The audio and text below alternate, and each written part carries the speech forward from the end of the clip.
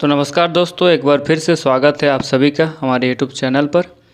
और हम लोग कर रहे थे ईटीपी के मॉडल पेपर के सॉल्यूशंस। इससे पहले मैंने ईटीपी का सेट 1 है उसके जितने भी very short answer type question हैं उनको करा दिया है, और साथ ही साथ जितने भी शॉर्ट आंसर टाइप क्वेश्चन हैं उनको भी करा दिया गया है। ठीक है। और बहुत सारे बच्चों का कमेंट आ रहा था कि उन्होंने मेरे वीडियो से देखकर मतलब एग्ज़ाम में बहुत अच्छे से क्वेश्चन को अटैम्प्ट किया है और उन सभी का एग्ज़ाम काफ़ी अच्छा गया। ठीक है। तो उसी तरह से हम लोग क्या करेंगे, ईटीपी के सेट्स को भी कंप्लीट करेंगे। लेकिन चूंकि अभी समय हमारे पास बहुत कम है, तो अगर मैं प्रत्येक सेट के प्रत्येक क्वेश्चंस का सोल्यूशन आप लोगों को दूंगा तो उसमें बहुत अधिक समय लग जाएगा। ठीक है। क्योंकि मैं जितने भी सोल्यूशंस देता हूँ वो सभी आप सभी को हैंड रिटन देता हूँ आंसर्स। ठीक है। तो उसमें बहुत अधिक समय लग जाएगा और आप सभी का सेट कंप्लीट भी नहीं होगा। तो हम लोग ऐसा क्या करेंगे कि हम लोग कम समय में पूरे सेट्स के क्वेश्चन को भी कंप्लीट कर लें, साथ ही साथ अपने एग्ज़ाम के लिए कुछ एक्स्ट्रा क्वेश्चंस के आंसर भी हम लोग तैयार कर लें। ठीक है। तो हम लोग करेंगे कि जितने भी सेट्स दिए गए हैं ईटीपी के, तो उसमें सेट्स के जितने भी क्वेश्चंस हैं उन क्वेश्चंस को देखेंगे हम लोग, और देखेंगे कि वो क्वेश्चंस किन किन टॉपिकों से पूछे जा रहे हैं, और सीधा हम लोग उन टॉपिक्स को जाके कंप्लीट करेंगे। टॉपिक्स कंप्लीट करने से हमारे क्वेश्चन भी ऑटोमेटिक कंप्लीट हो जाएंगे, मतलब क्वेश्चन भी कवर हो जाएंगे। और चूँकि हम लोगों को एग्ज़ाम में लिखना है अपने शब्दों में ही, तो मैं आप लोगों को बता दूंगा कि लिखना कैसा है एग्ज़ाम में। और पहले हम लोग टॉपिक समझ लेंगे तो उस हिसाब से हम लोग आराम से उसके आंसर्स बना पाएंगे। ठीक है। तो देखिए, सबसे पहले मैं टॉपिक्स की बात करता हूं। तो ईटीपी में जितने भी टॉपिक्स हैं उनमें से सबसे पहला टॉपिक जो है वो है वर्किंग कैपिटल। ठीक है। तो मैं आप सभी को पहले क्वेश्चंस भी दिखाते चलूँगा कि किन किन सेट से वर्किंग कैपिटल से रिलेटेड क्वेश्चन आए हैं, कितने क्वेश्चन आए हैं, कितने नंबर के आए हैं। ठीक है। और उसके बाद हम लोग वर्किंग कैपिटल वाला पूरा जो टॉपिक है उस टॉपिक को पूरी तरह से कंप्लीट करेंगे और क्वेश्चन के अकॉर्डिंग ही कंप्लीट करेंगे। ठीक है। ताकि और मैं आप सभी को इस तरह से समझा दूंगा कि आप लोग एग्ज़ाम में इसके आंसर्स खुद ब खुद लिख पाएंगे और भी एकदम अच्छी तरह से लिख पाएंगे। ठीक है। तो चलिए सबसे पहले टॉपिक पे चलते हैं हम लोग का। तो जैसा कि मैंने कहा कि आज हम लोग इस वीडियो में वर्किंग कैपिटल यानी कार्यशील पूंजी को डिस्कस करने वाले हैं। तो कार्यशील पूंजी से रिलेटेड जितने भी क्वेश्चंस आपको आएंगे वो सारे क्वेश्चंस इस वीडियो के बाद आपको कवर हो जाएंगे। ठीक है। यानी आप खुद ब खुद उन सभी क्वेश्चंस के आंसर्स बना पाएंगे और अभी अच्छे फॉर्मेट में बना पाएंगे। देखिए, तो सबसे पहले हम लोग क्वेश्चन देख लेते हैं कि किन किन सेट में इससे रिलेटेड क्वेश्चन आए हैं और क्या क्या क्वेश्चन पूछे गए हैं। ठीक है। 1 में जो कार्यशील पूंजी से रिलेटेड क्वेश्चन है वो है क्वेश्चन नंबर 16, जिसमें पूछा गया है कि कार्यशील पूंजी को प्रभावित करने वाले तत्वों का वर्णन करें। तो हमें कार्यशील पूंजी को प्रभावित करने वाले जितने भी तत्व हैं उनको बताना है। ठीक है। सेट 2 में जो क्वेश्चन आया है कार्यशील पूंजी से रिलेटेड वो है क्वेश्चन नंबर 6, क्वेश्चन नंबर 9 और क्वेश्चन नंबर 16। क्वेश्चन नंबर 6 में पूछा गया है कि कार्यशील पूंजी क्या है, यानी कार्यशील पूंजी के बारे में बताना है, उसको परिभाषित करना है। क्वेश्चन नंबर 9 पूछा गया है कार्यशील पूंजी के क्या लाभ हैं। ठीक है। और क्वेश्चन नंबर 16 जो है पूछा गया है कि अस्थायी पूंजी को प्रभावित करने वाले घटकों का वर्णन करें। तो ये भी कार्यशील पूंजी वाले चैप्टर से ही रिलेटेड क्वेश्चन है। ठीक है। तो कार्यशील पूंजी वाला चैप्टर करेंगे तो उसमें ये टॉपिक भी कवर हो जाएगा।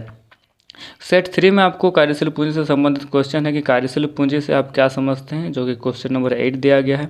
क्वेश्चन नंबर 11 है कार्यशील पूंजी को प्रभावित करने वाले किन्हीं 3 घटकों के नाम बताएं। तो कार्यशील पूंजी को जो प्रभावित करते हैं उनमें से किसी 3 घटकों के नाम बताने हैं। और क्वेश्चन नंबर 16 दिया गया है कि कार्यशील पूंजी के स्रोत क्या हैं। ठीक है। तो ये देखिए, सेट 3 में भी 3 क्वेश्चन पूछे गए कार्यशील पूंजी से।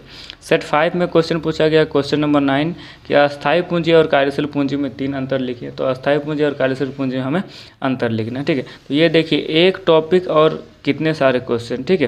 अगर हम लोग यही एक टॉपिक कर लेते हैं तो हमारे सेट 1 से लेकर सेट 5 तक में लगभग 1 2 3 4 5 6 7 8 लगभग 8 क्वेश्चन हमारे कंप्लीट हो जा रहे हैं। ठीक है।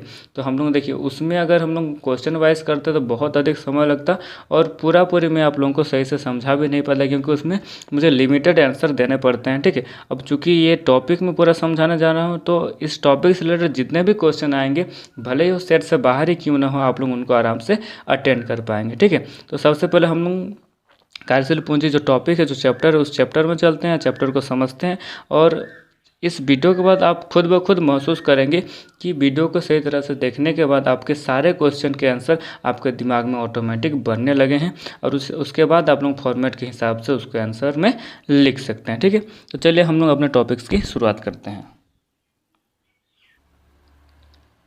तो हम लोगों का पहला टॉपिक जो है वो है अस्थायी एवं कार्यशील पूंजी की आवश्यकता, यानी fix and working capital requirement. ठीक है, तो फिक्स और वर्किंग कैपिटल से रिलेटेड जितने भी क्वेश्चन आ रहे हैं इसी चैप्टर से आ रहे हैं। ठीक है, तो सबसे पहले हम लोग समझेंगे कि पूंजी क्या है। ठीक है, पूंजी के प्रकार कितने हैं। तो सबसे पहले हम लोगों को जानना हो कि पूंजी क्या है। ठीक है, पूंजी किसे कहते हैं। तो पूंजी व्यवस्था का जीवन रक्त है, इसके बिना किसी भी उपक्रम को चला पाना असंभव। ठीक है, तो जिस प्रकार हमारे मानव शरीर में रक्त के बिना हमारा शरीर जो है सही से नहीं चल सकता, उसी प्रकार एक व्यवसाय के लिए पूंजी को उसका जीवन रक्त माना गया है। बिना पूंजी के व्यवसाय भी सही ढंग से नहीं चल सकता है। ठीक है, और पूंजी के प्रकार दो प्रकार होते हैं, अस्थायी पूंजी और कार्यशील पूंजी। ये देखिए, अस्थायी पूंजी यानी फिक्स कैपिटल और वर्किंग कैपिटल यानी कार्यशील पूंजी। तो हम लोगों के ज़्यादा क्वेश्चन किससे आ रहे हैं, वर्किंग कैपिटल से आ रहे हैं, तो उस पर थोड़ा हम लोग ज़्यादा फोकस करेंगे। ठीक है, देखिए सबसे पहले जान लेते हैं अस्थायी पूंजी किसको कहते हैं। तो अस्थायी पूंजी को अचल पूंजी भी कहते हैं। अस्थायी पूंजी से आशय पूंजी के उस भाग से है जिसका निवेश अस्थायी संपत्तियों जैसे कि भूमि, भवन, मशीनरी, फर्नीचर, उपकरण आदि की खरीद के लिए किया जाता है। ठीक है, तो अगर आप लोगों के लिए क्वेश्चन आता है कि अस्थायी पूंजी किसे कहते हैं, तो आप लोग आराम से लिख सकते हैं कि अस्थायी पूंजी से आशय पूंजी के उस भाग से है जिसका निवेश किस में किया जाता है, अस्थायी संपत्तियों में किया जाता है। अस्थायी संपत्ति यानी जैसे कि भूमि हो गया, भवन हो गया, मशीनरी, फर्नीचर आदि ऐसे संपत्तियाँ जो लंबे समय तक व्यवसाय में बनी रहती है। तो इन संपत्तियों में अगर विनियोग किया जाता है तो उसे क्या कहेंगे, अस्थायी पूंजी कहेंगे। ठीक है, इसका उद्देश्य क्या है, देखिए अस्थायी पूंजी का उद्देश्य लंबे समय तक आय अर्जित करना है। ठीक है, तो अस्थायी संपत्तियों में जो पूंजी हम लोग विनियोग करते हैं उसे अस्थायी पूंजी कहते हैं। ठीक है, देखिए अस्थायी पूंजी की विशेषता एक बार हम लोग देख लेते हैं। तो अस्थायी पूंजी की प्रथम विशेषता दी गई है कि अस्थायी पूंजी व्यवसाय में दीर्घकाल तक रहती है, यानी लंबे समय तक रहती है।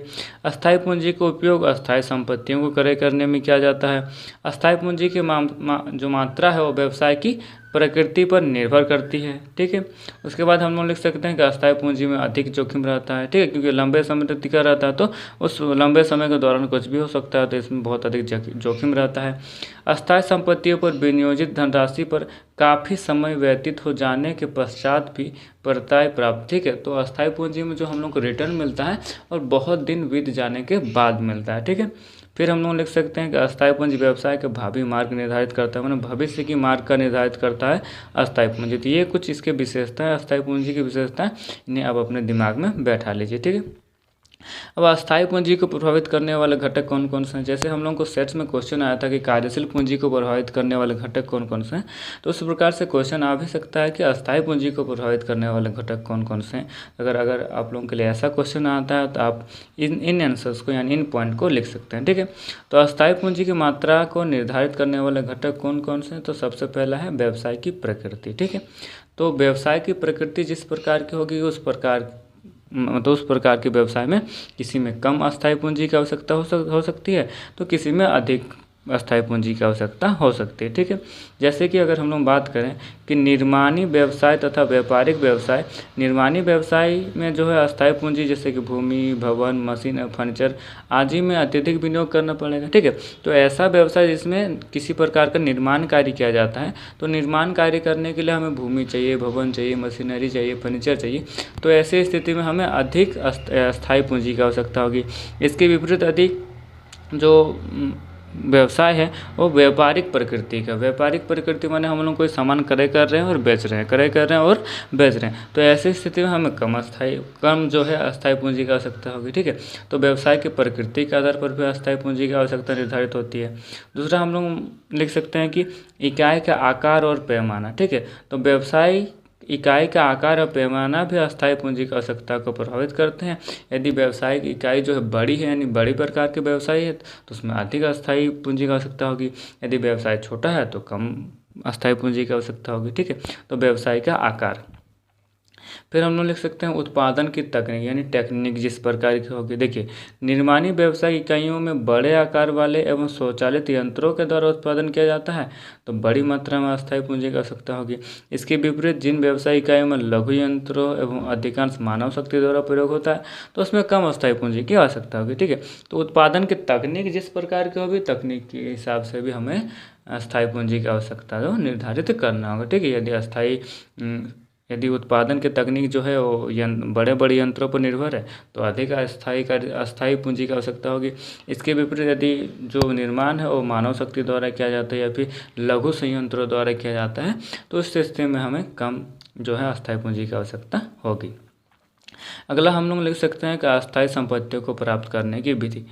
देखिए, तो अस्थायी पूंजी को प्राप्त करने की विधि भी उसकी आवश्यकता को प्रभावित करती है। उदाहरण के लिए देखिए, व्यवसाय के लिए आवश्यक अस्थायी संपत्तियों का क्रय नकद राशि का भुगतान करके अथवा किस्तों पर किया जा सकता है।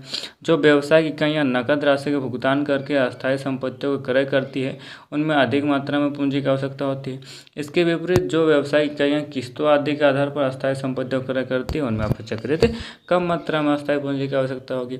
यदि हम अस्थायी पूंजी का क्रय सिर्फ कैश के द्वारा कर रहे हैं, यानी एकाएक लमसम में पेमेंट करके हम लोग अस्थायी संपत्ति खरीद रहे हैं, तो इस स्थिति में हमें अधिक अस्थायी पूंजी की आवश्यकता पड़ेगी एक ही साथ। इसके विपरीत यदि हम पार्सली पेमेंट करके अस्थायी पूंजी को क्रय कर रहे हैं, तो उस स्थिति में हमें कम अस्थायी पूंजी की आवश्यकता पड़ेगी। ठीक है, तो ये होगी अस्थायी पूंजी की आवश्यकता को प्रभावित करने वाले कारक, व्यवसाय की प्रकृति, व्यवसाय का आकार, उत्पादन की तकनीक, और चौथा क्या है, अस्थायी संपत्तियों को प्राप्त करने की विधि। ठीक है, अब देखिए, अब मेन टॉपिक जो शुरू होता है यहाँ से शुरू होता है, यानी वर्किंग कैपिटल, क्योंकि ज़्यादातर क्वेश्चन हमें वर्किंग कैपिटल से देखने को मिल रहे हैं। जो फिक्स कैपिटल है उससे काफ़ी कम क्वेश्चन है, लेकिन इंपॉर्टेंट दोनों ही टॉपिक्स हैं हमारे लिए। ठीक है, देखिए, कार्यशील पूंजी किसे कहते हैं, कार्यशील पूंजी का अर्थ एवं परिभाषा। तो एक क्वेश्चन आ चुका है कि कार्यशील पूंजी किसे कहते हैं या फिर कार्यशील पूंजी से आप क्या समझते हैं, तो उस स्थिति में इस आंसर को हम लोग लिख सकते हैं। देखिए, सरल शब्दों में कार्यशील पूंजी से आशय चालू संपत्तियों के चालू दायित्वों पर अधिक से है। दूसरे शब्दों में, यदि चालू संपत्ति के योग में से चालू दायित्वों के योग को घटा दिया जाए, तो जो शेष बचेगा वह क्या कहलाएगी, कार्यशील पूंजी कहलाएगी। ठीक है, तो कार्यशील पूंजी किसे कहते हैं, चालू संपत्तियों में से अगर चालू दायित्वों को हम लोग घटा देंगे, तो वो जो बचता है अमाउंट, वो हम लोग का क्या कहलाता है, वर्किंग कैपिटल यानी कार्यशील पूंजी कहलाता है। अगर हम सिंपल शब्दों में कहें तो अगर हम लोग हमारे जितने भी करंट एसेट्स हैं उनमें से अगर हम लोग हमारे जितने भी करंट लायबिलिटी उनको माइनस कर दें, तो करंट एसेट्स और करंट लायबिलिटी के डिफरेंस जो आएंगे, उस डिफरेंस को हम लोग क्या कहते हैं, वर्किंग कैपिटल कहते हैं।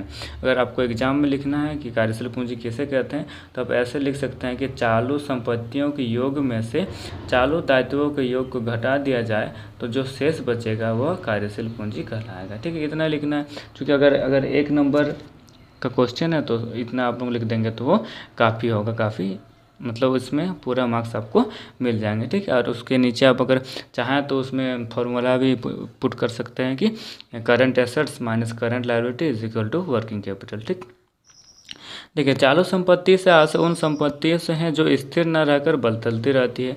अब चालू संपत्ति के बारे में तो आप लोगों को पता होगा, तो चालू संपत्ति किसे कहते हैं, जो व्यवसाय में एक साल के अंतर्गत ही मतलब रहते, एक साल के लिए ही रहती है। जैसे कि उदाहरण के लिए कैश है, रोकड़ मतलब बैंक में रोकड़, विविध देनदार जो डेटर्स वगैरह है, अंतिम स्टॉक। ठीक है, तो ये सब जो है, ये सब जितने भी करंट एसेट्स कहलाते हैं। ठीक है, करंट लायबिलिटी क्या है, जो एक वर्ष के अंतर्गत भुगतान करने होते हैं जिनका। ठीक है, जैसे कि अगर बोले तो हम लोग पूर्वदत्त व्यय यानी प्रीपेड एक्सपेंस जो है,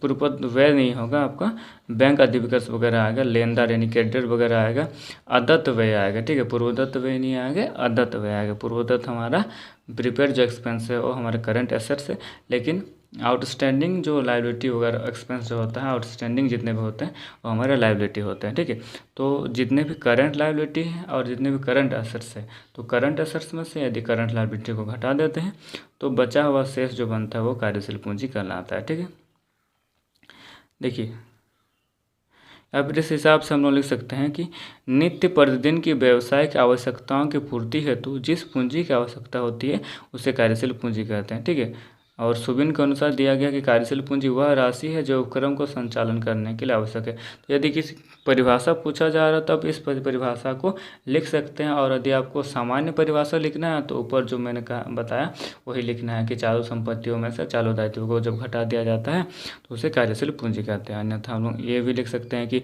व्यवसाय में दिन प्रतिदिन की जो आवश्यकताओं हैं उन आवश्यकताओं की पूर्ति के लिए जिस पूंजी की आवश्यकता होती है उसे क्या कहते हैं हम लोग, कार्यशील पूंजी कहते हैं। ठीक है, ठीक है। अब कार्यशील पूंजी की अवधारणा उतना ज़्यादा इम्पोर्टेंट है नहीं, हम लोग को हमें पढ़ना है कि कार्यशील पूंजी का महत्व या लाभ। ठीक है, इससे क्वेश्चन पूछा जा रहा है, कार्यशील पूंजी के महत्व क्या है, कार्यशील पूंजी का लाभ क्या है। ठीक है, ये क्वेश्चन आपको जो फाइनल एग्जाम है उसमें आपको ये मतलब इस टॉपिक से क्वेश्चन मिल सकता है। ठीक है, देखिए तो सीधा हम लोग जिसके लाभ में पहुँचते हैं। देखिए तो कार्यशील पूंजी के निम्नलिखित लाभ है क्या क्या। सबसे पहले व्यवसाय की शोधन क्षमता को बनाए रखने में सहायक है। तो व्यवसाय के जो शोधन क्षमता यानी पेमेंट कैपेसिटी इसको बोल सकते हैं। ठीक है, तो शोधन क्षमता को बनाए रखने में क्या करता है, सहायता करता है। दूसरा हम लोग लिख सकते हैं कि छोटे मोटे संकटों जैसे आकस्मिक घटनाओं या फिर व्यापारिक संकटों का सरलतापूर्वक सामना किया जा सकता है। यदि आपके पास वर्किंग कैपिटल अच्छी मात्रा में है तो आप छोटे छोटे आकस्मिक घटनाओं या फिर व्यापारिक संकटों का सरलतापूर्वक उसमें सामना कर सकते हैं। तीसरा हम लोग बता सकते हैं कि अनुकूल बाजार अवसरों का लाभ उठाया जा सकता है। यदि आपके पास कोई बाजार के अवसर आते हैं तो आप उनका लाभ तभी उठा पाएंगे जब आपके पास पर्याप्त मात्रा में कार्यशील पूंजी होगा। ठीक है, चौथा बताया गया है कि संचालक मंडल आकर्षक लाभांश वितरित कर सकते हैं। ठीक है, अंशधारी संतुष्ट रहते हैं तथा अंश बाजार में अंशों का बाजार मूल्य स्थिर बनाए रखा जा सकता है। तो आपके पास यदि वर्किंग कैपिटल अच्छी मात्रा में है तभी जाके आप अंशधारियों को अधिक से अधिक लाभांश बांट सकते हैं। ठीक है, पांचवा दिया गया है कि नकद छूट का लाभ उठाया जा सकता है। यदि आप कैश पेमेंट करते हैं तो हमें कुछ छूट मिलता है, तो हम कैश पेमेंट तभी कर पाएंगे जब हमारे पास वर्किंग कैपिटल सही मात्रा में होगा। छठा दिया गया कि वेतन तथा अन्य दैनिक व्ययों का यथा समय भुगतान किया जा सकता है। ठीक है, जो वेतन वगैरह है, दैनिक व्यय जो आते हैं उन सभी का समय पर भुगतान किया जा सकता है यदि आपके पास पर्याप्त मात्रा में वर्किंग कैपिटल उपलब्ध है। ठीक है, सातवां पॉइंट दिया गया है कि उत्पादन में निरंतरता बनाए रखी जा सकती है। जो प्रोडक्शन है उसको कंटिन्यू रखा जा सकता है। व्यवसाय में सुरक्षा का पर्यावरण, आत्मविश्वास, उच्च मनोबल तथा समग्र कार्यक्षमता बनाए रखी जा सकती है। तो ये सब जो है ये सब कार्यशील पूंजी के लाभ हैं या फिर बोल सकते हैं उसकी आवश्यकता या महत्व है। तो यदि आपको क्वेश्चन पूछा जा रहा है कि कार्यशील पूंजी के 3 आवश्यकताएं बताएं या फिर 5 आवश्यकताएं बताओ, तो इनमें से किसी 3 को या फिर 5 को आप लिख देंगे। लेकिन आप लिखेंगे कैसे, पहले पॉइंट देंगे फिर पॉइंट के अनुसार उसको डील करेंगे। जैसे कि पहला आपको मैं उदाहरण देकर समझा दे रहा हूँ कि पहला हम लोगों के पास टॉपिक है कि व्यवसाय की शोधन क्षमता बनाने में सहायक। आपको क्या लिखना है, पहले लिखना है शोधन क्षमता में वृद्धि या फिर शोधन क्षमता को बनाए रखना, डैश दिए, फिर लिखे कि व्यवसाय में शोधन क्षमता को बनाए रखने में कार्यशील पूंजी की विशेष आवश्यकता या फिर विशेष महत्व है। इस प्रकार से आपको लिखना है, पहले टॉपिक लिखना है फिर टॉपिक को डील करना है। यदि 3 नंबर में या फिर 5 नंबर में क्वेश्चन आ रहा है उसके बाद आप 3 पॉइंट दे दीजिए, कोई भी अपने हिसाब से अपने सुविधा अनुसार आप उस हिसाब से फिर आपका क्वेश्चन जो है वो कंप्लीट हो जाता है। ठीक है, चलिए आगे बढ़ते हैं हम लोग। आगे दिया कि कार्यशील पूंजी को प्रभावित करने वाले घटक, तो ये क्वेश्चन पूछा गया है। ठीक है, पूछा गया था ना इससे पहले हम लोग जो सेट्स देखे हैं, तो सेट्स में जितने भी क्वेश्चन हैं उनमें से शायद एक क्वेश्चन था कि कार्यशील पूंजी को प्रभावित करने वाले घटक बताएं, या फिर कार्यशील पूंजी की मात्रा का निर्धारण कैसे होता है, या फिर उनको प्रभावित करने वाले घटक क्या है। ठीक है, तो चलिए देखते हैं। ये चूँकि सेट में आया हुआ है तो आप लोगों को आंसर इसका कैसे लिखना है देखिए मैं बता रहा हूँ। इसमें तो पॉइंट दिया गया है, आपको पॉइंट लिखना है और पॉइंट को डील करना है अपने शब्दों में, और इतना बड़ा डील नहीं करना है आपको। ठीक है, आपके पास समय कम है तो 2 या 3 लाइन में इसको डील करना है, बहुत ज़्यादा डील नहीं करना है। और 3 नंबर का अगर क्वेश्चन है तो 3 पॉइंट लिखिए और 2 या 3 लाइन पर डील कीजिए। ठीक है, 2 या 3 लाइन करके हर पॉइंट को डील कीजिए, उसके बाद आपका आंसर जो है पूरा हो जाता है। यदि 5 नंबर का क्वेश्चन है तो 5 पॉइंट दीजिए और उसको 2 या 3 लाइन करके सही से डील कीजिए। ठीक है, देखिए तो पहला क्या है, व्यवसाय की प्रकृति। जैसे अस्थायी पूंजी में तो उसी प्रकार कार्यशील पूंजी में है कि व्यवसाय की प्रकृति, यदि व्यवसाय की प्रकृति जैसी होगी उस हिसाब से आपको कार्यशील पूंजी की आवश्यकता पड़ेगी। देखिए कार्यशील पूंजी की मात्रा को प्रभावित अथवा निर्धारित करने वाला प्रमुख घटक क्या है? व्यवसाय की प्रकृति है। जन उपयोगी व्यावसायिक इकाइयों जैसे कि रेलवे, सड़क, गैस आदि में अपेक्षाकृत कम कार्यशील पूंजी से काम चल जा सकता है। इसका कारण यह है कि इनकी सेवाओं की निरंतर मांग रहती है और उनका भुगतान तत्काल में होता रहता है। कुछ परिवहन सेवाओं में तो ग्राहकों से अंतिम धनराशि लेकर सेवा प्रदान की जाती है।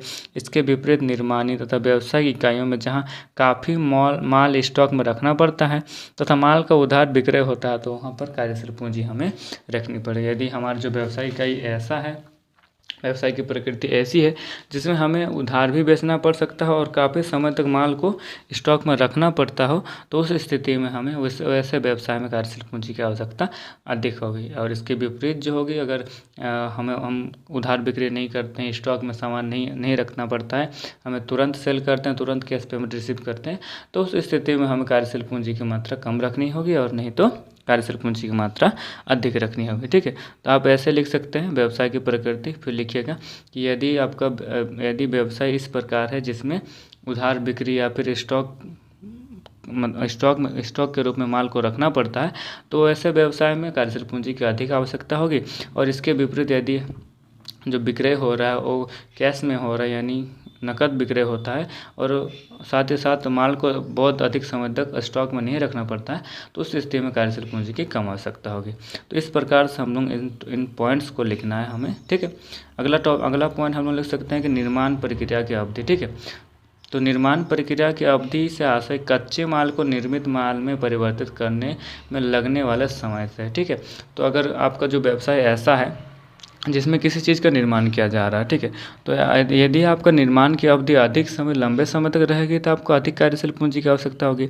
इसके विपरीत यदि निर्माण की अवधि कम समय है, छोटे समय में आपको प्रोडक्ट बन जाता है, तो इस ऐसी स्थिति में हमें कार्यशील पूंजी की कम आवश्यकता होगी। ठीक है, इसको भी लिख सकते हैं। अगला पॉइंट हम लोग लिख सकते हैं व्यवसाय का आकार। ठीक है, तो व्यवसाय का आकार जितना बड़ा होगा उतना अधिक कार्यशील पूंजी की आवश्यकता पड़ेगी और व्यवसाय का आकार जितना छोटा होगा उतना ही कम हमें कार्यशील पूंजी की आवश्यकता बनी रहेगी। चौथा दिया गया है कि व्यापार चक्र या फिर व्यवसाय चक्र। देखिए, व्यापार या व्यवसाय चक्र भी कार्यशील पूंजी की मात्रा को प्रभावित करती है। व्यापार या फिर व्यवसाय में तेजी या मंदी का चक्र निरंतर चलता रहता है। जब तेजी का चक्र चलता है तो मांग में वृद्धि हो जाती है, जिसके परिणाम स्वरूप मूल्यों तथा उत्पादन में वृद्धि होती है एवं व्यवसाय क्रियाओं का विस्तार होता है। उत्पादन में वृद्धि के लिए आधुनिकीकरण का भी सहारा लिया जाता है। इसके कारण अनेक मात्रा में कार्यशील पूंजी की आवश्यकता होती है। इसके विपरीत जब मंदी का चक्र चलता है तो माल की बिक्री में कमी आती है, परिणाम स्वरूप मूल्यों तथा उत्पादन दोनों में गिरावट आती है।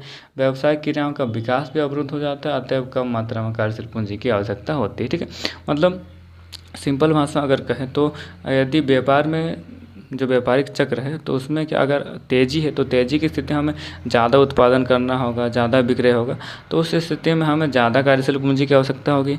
और इसके विपरीत यदि व्यवसाय में जो है मंदी चल रही है तो हमें कम उत्पादन से भी काम चल जाएगा, तो कम उत्पादन के लिए कम कार्यशील पूंजी चाहिए। ठीक है, तो इस स्थिति में कार्यशील पूंजी की कम मात्रा की आवश्यकता होगी। ठीक है, अगला पॉइंट दिया गया प्रतियोगिता का स्तर। ठीक है, देखिए, व्यवसाय में प्रतियोगिता का स्तर भी कार्यशील पूंजी की मात्रा पर प्रभाव पड़ता है।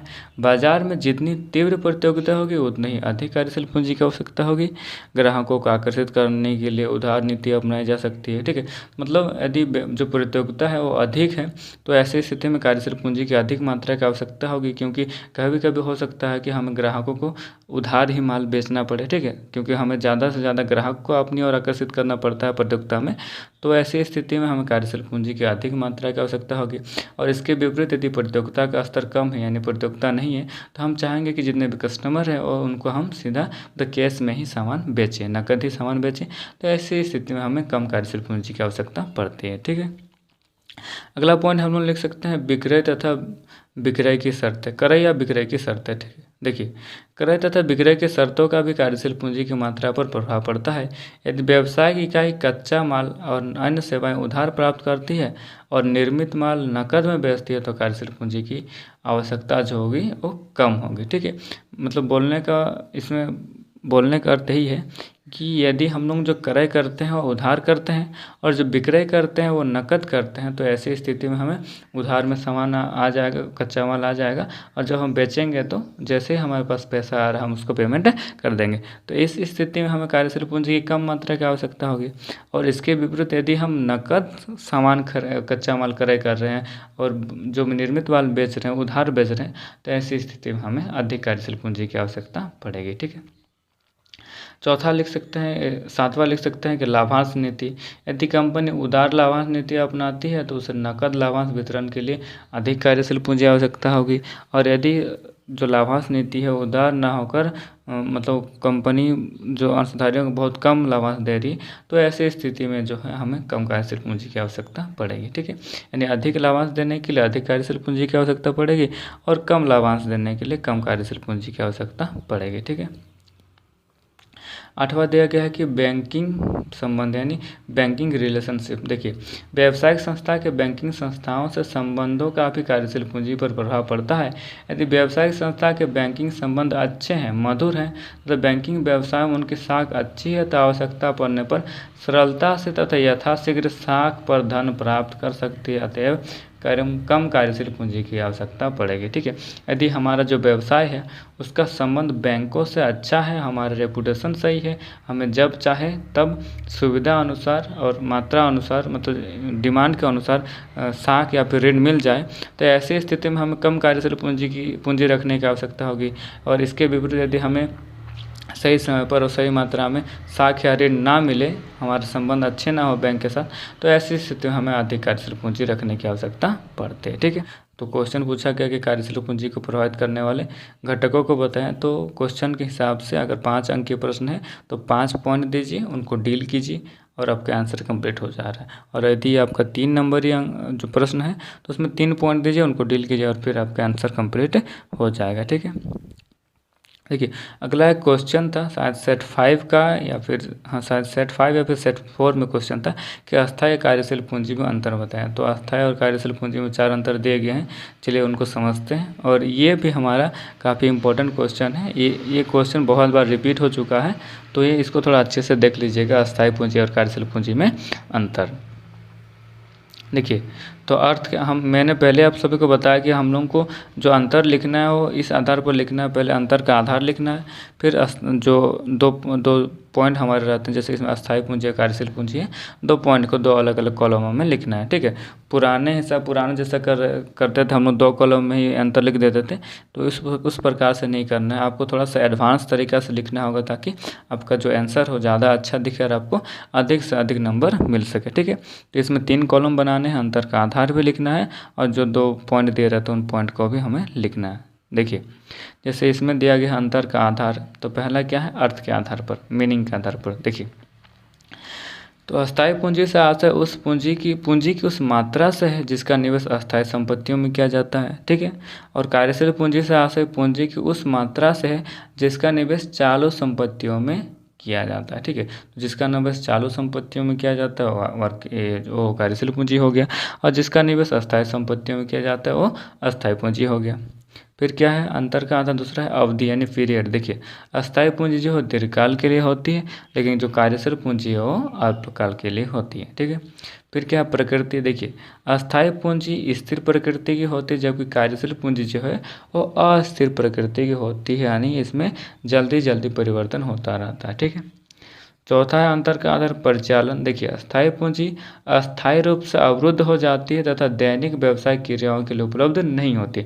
जो अस्थायी पूंजी है, जो फिक्स कैपिटल है, तो एक बार जहां उसको लगा दिया उस स्थान पर फिक्स हो गया। ठीक है, और दैनिक क्रियाओं में उसको हम लोग यूज़ नहीं कर पाते हैं। लेकिन वर्किंग कैपिटल जो है, जो कार्यशील पूंजी है, कार्यशील पूंजी वो व्यवसाय में घूमती रहती है। ठीक है, और इसका उपयोग जो है दैनिक क्रियाकलापों में किया जाता है। तो इस प्रकार से हम लोगों का वर्किंग कैपिटल और ये में जो है चार अंतर हो गया। और भी अंतर दिया गया है, देखिए। तो पहले इसमें क्या है, पॉइंट नंबर 5 जो है वो है सोर्स के आधार पर।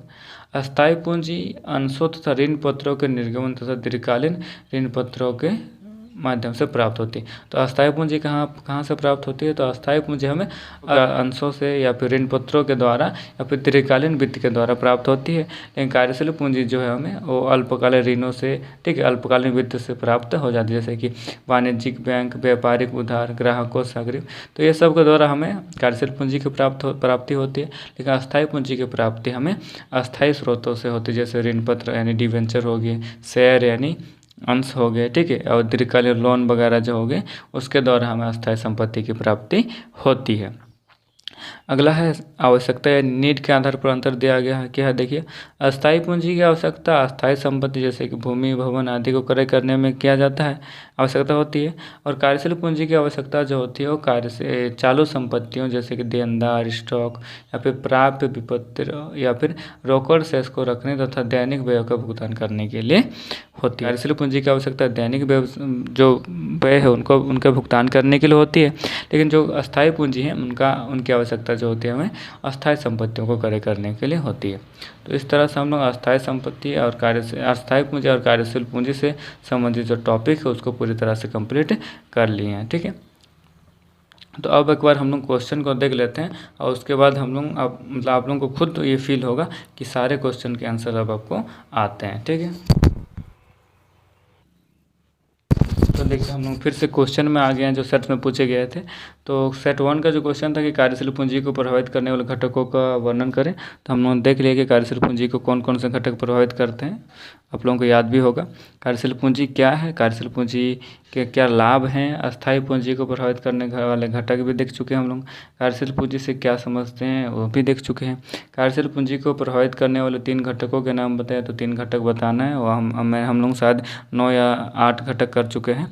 और कार्यशील पूंजी के स्रोत क्या हैं, तो कार्यशील पूंजी के स्रोत क्या हैं, अल्पकालीन वित्त स्रोत जैसे बैंक ऋण वगैरह हैं, तो वो भी देख लिए।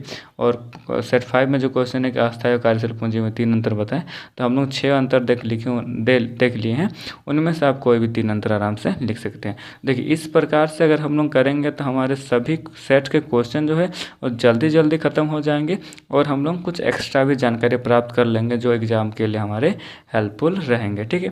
तो नेक्स्ट वीडियो में इसी प्रकार से लाऊंगा, आप लोग कमेंट कीजिए कि आप लोगों को वीडियो कैसा लगा, ठीक है, और किस प्रकार से वीडियो आप लोगों को चाहिए, ठीक। धन्यवाद।